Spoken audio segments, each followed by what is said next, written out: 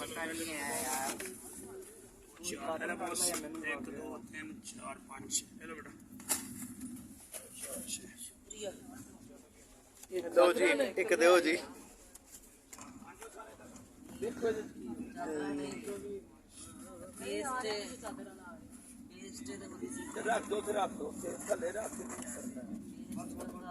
ये toothpaste kit है जी।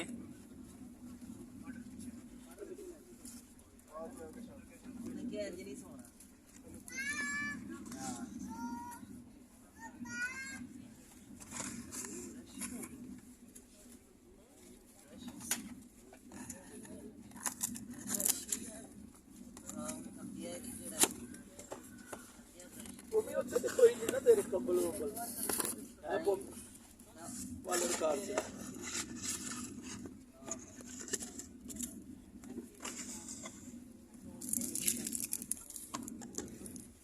मार लगा अगली कोच दे रहे हो एंड हो गई।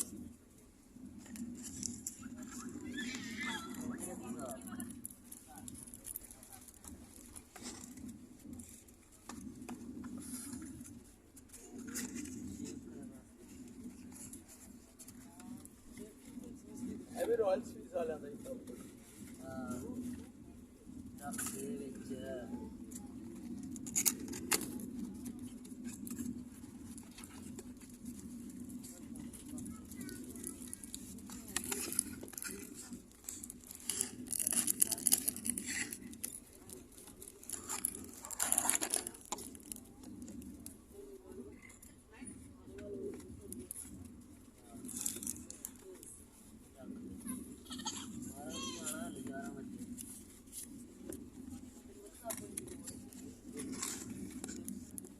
देखिए आपसे खाने वाले कितनी दूर है।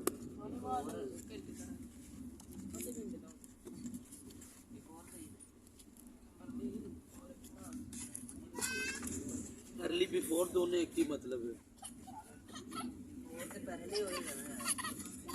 हाँ तो अर्ली का मतलब भी पहले ही है मतलब जल्दी